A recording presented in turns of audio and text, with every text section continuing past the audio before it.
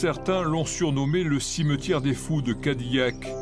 Créé il y a tout juste un siècle, il était destiné à accueillir les corps des soldats, les gueules cassées de la Première Guerre mondiale. Ici, le carré militaire, les poilus internés à l'asile d'aliénés de l'époque y étaient inhumés.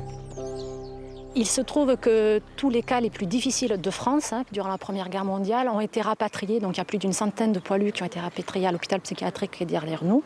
Et donc une grande majorité sont décédés à l'asile des suites des horreurs qu'ils avaient vues dans les tranchées et enterrés à cet endroit dans le cimetière, mais également un petit peu partout dans le reste du cimetière.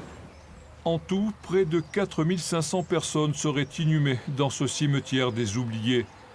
Des soldats de la Première et Deuxième Guerre mondiale, mais aussi des anonymes. Aujourd'hui, le nom des défunts est inscrit sur ces murs, leur identité retrouvée grâce au registre de l'hôpital et de la mairie.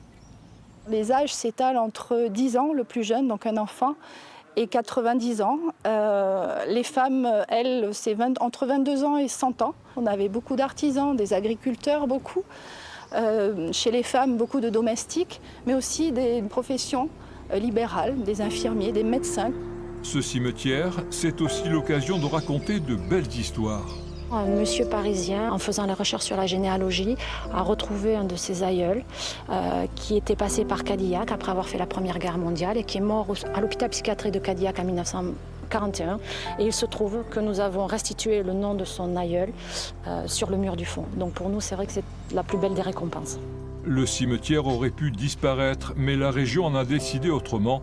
Coût de la réhabilitation 865 000 € pour ne pas oublier un passé douloureux.